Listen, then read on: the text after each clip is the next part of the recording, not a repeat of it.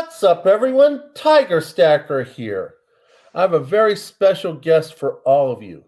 But before we start, I want to call out to Uncle Sal, SALIVATE Metals, for his video he released on YouTube on January 29, 2024, about putting a House bill to make gold and silver recognized as money, which is consistent with Section 1, Article 10 of the US Constitution, which says, no state shall make anything but gold and silver coin for the payment of debt. So metals are constitutional. Paper/cloth is not. Our currency has not been constitutional for many years, but yet 4 states have legalized and recognized gold and silver again as real money. And now I'm proud to say that we have a West Virginia delegate by the name of Chris Pritt, who has put together 2 bills to potentially make West Virginia the 5th state. So without further ado, let me introduce you to Republican House Delegate Chris Pritt from West Virginia. Hello, Mr. Pritt. Hello. It's good to be with you today. Good to be with you too. Thank you for agreeing to this interview and giving us time for you, from your busy schedule. So I have a few questions for you. So let's start off with something basic. Are you a stacker, someone who collects gold, silver, or anything? No, I am not at this time. At some point in the future, I plan to get more involved in it. But as of right now, I've just invested in index funds. And certainly in the future, it's something that I would be interested in getting more into. But that's not necessarily the motivation for me wanting to pass a bill like I've presented. It has more to do with economic freedom and sound currency, which I'm sure we'll get to here shortly. That sounds awesome. How long have you been in politics? Well, I started out around the 2015 timeframe volunteering for campaigns. And in 2018 was the first time I put my name on the ballot.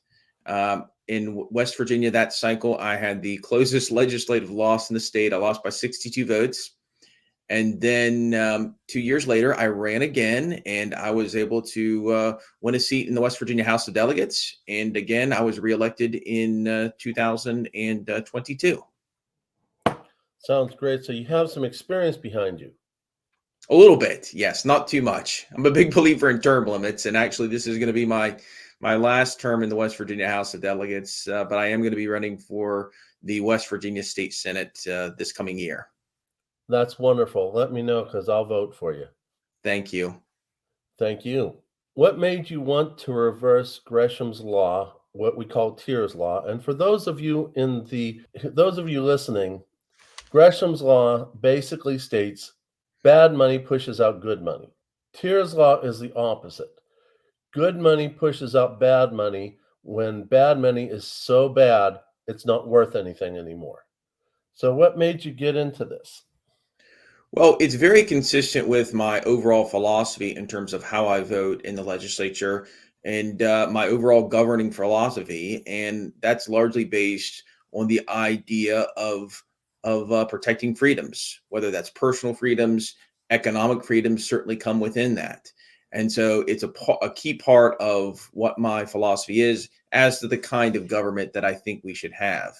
A big aspect of that is sound monetary policy. A big part of that is giving individuals the freedom to choose what they invest their money in and doing what they think is best in terms of their financial interests. And of course, that includes precious metals, gold, silver, and the ability to exchange gold and silver and other precious metals in whatever way a person sees fit.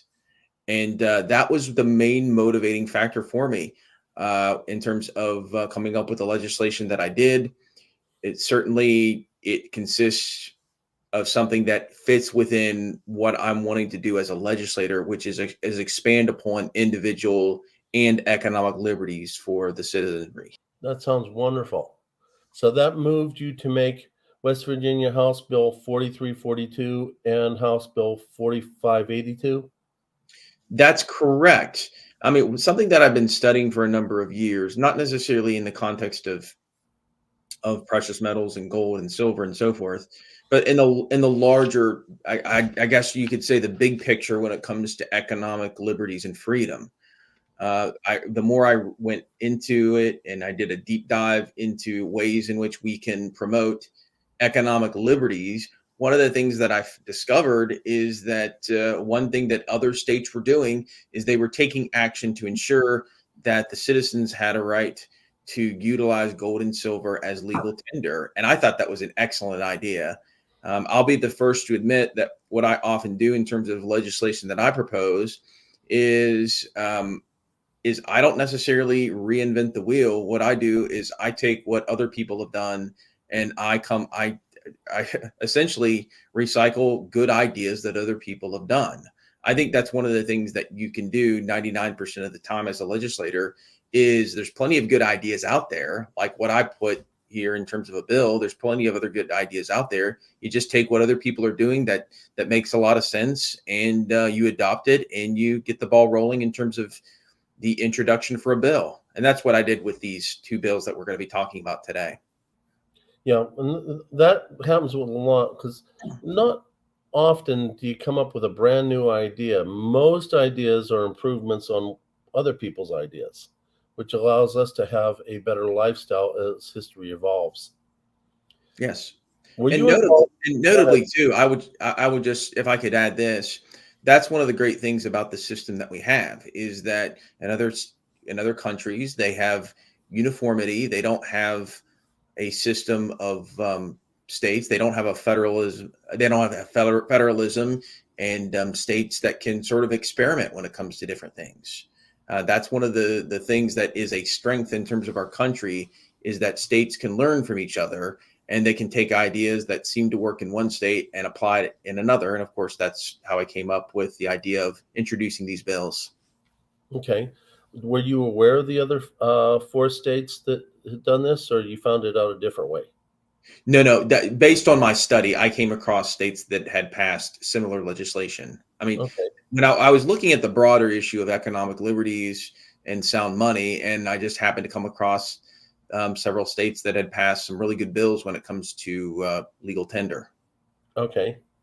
Were you involved in the 2019 bill that became law, which removed sales tax from the purchasing of gold and silver in West Virginia? No, I was not. That was just before I got into the legislature, so I was not involved with that. Oh, okay. It was really awesome. I didn't start purchasing until 2021, and a lot of online bullion dealers would try to get me to pay more money on taxes. And where I buy locally in Charleston told me there is no more tax on that. So it was like really cool. Okay, Absolutely. let's start with House Bill. Did I interrupt you? I'm sorry. Oh no, you didn't. Let's start with House Bill 4342. As I'm told, it is a bill to recognize gold and silver again as legal tender and somehow give credit for federal tax gains. Please tell us about that. Well, the basic idea behind this is to ensure that we have legislation in place that doesn't penalize anyone who is going to be dealing in any way with gold and silver. So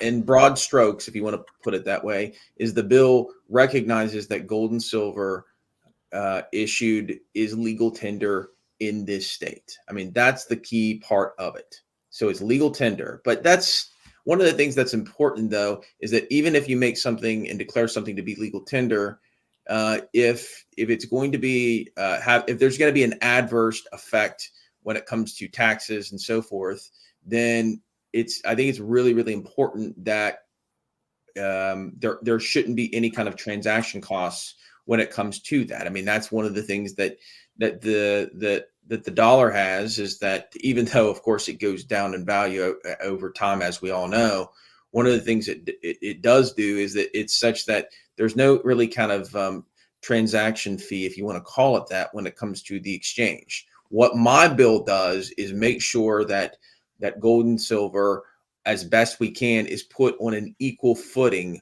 with the dollar. That's the whole motivation behind that other language, is to make sure that if somebody wants to take action to, for example, deal in precious metals, if they want to use that as a form of currency, they're allowed to do that, and it's put on a similar level as the dollar. I mean, they could choose if they want to use the dollar, that's their prerogative. If they want to use gold and silver, that's the prerogative. But regardless of what they use, there's not going to be an associated penalty. That's wonderful to know. Will this remove the barrier of having to sell metals at a coin shop or pawn shop or internet? And can one use the gold, silver directly for purchasing goods and services? Yes, absolutely. That's the key function of this, is that it is in whatever way that you could use the dollar, you could also use gold and silver. That's the motivation. That's the basic idea behind this. Okay. Now, I get the feeling that the law is kind of in its generality stage, and maybe some of the details have not been worked out. So if I ask questions that you want further clarification on, I'm certainly willing to educate you. Because Oh, as I sure. understand it, I'm more of the stacker and not so much Okay. a lawmaker, and you may be kind of the opposite, and we'll still learn from each other, Sounds which great. which is what I want all my listeners to have, is learn much of learning. So will Mhm. this be based on face value? Face value is what the item says it's worth. So for instance, I'll give you an example. This here is if I'm not mistaken, I go, no, this is made by Korea. So it's a coin. This right here that's also a coin. If it's made by a sovereign government, it's technically called a coin. If it has made by sovereign government, has a denomination on it, it's Mhm. technically a coin. If it's round and doesn't have a sovereign government and no denomination on it, it's considered a round. And those that are not made by a sovereign government, but they're this way, we call those a bar. Some of them are considered coins, but this is made by a mint up in New Hampshire. Um, but let's say, for instance, this right here is a coin made in the early 1900s, started in 1916. I forget the year that they stopped making it, and then was replaced by the Ben Franklin half dollar. They're both half dollars. This one is considered a walking liberty. This one is a Ben Franklin, then later changed to the Kennedy. All of them have on there half dollar. So that Mhm. would be considered the face value. But that is not what they go for now. Last time I looked, a dollar face, which in this case, two half dollars, would be going approximately for $18 to $20 for constitutional silver that would be making up $1. Would that law say that it'd be taken at face value, which would be undervaluing what it currently is worth, or would it consider what we call spot price, or what I like to call premium? Retail price, which is spot price, which is what the current trade is going on, plus the premium. Okay, for instance, this right here is 10 ounces of silver. Last time I looked, just for simple cases, and right now, spot price would be $23, which is a manipulated price on the market. I bought this for $25 and change, which the remainder would be the premium, and the total I call the retail price. So I'm assuming that the law so far is not detailed enough to cover those types of items right now. No, this is what the law does. I think for strategic reasons, the law is broadly worded as it is right now. Ah, What we're talking about here is it states that gold and silver coin is legal tender in this state. Now, it's going to be up to the individuals who are transacting business to make a determination as to whether whatever is offered as tender is an appropriate amount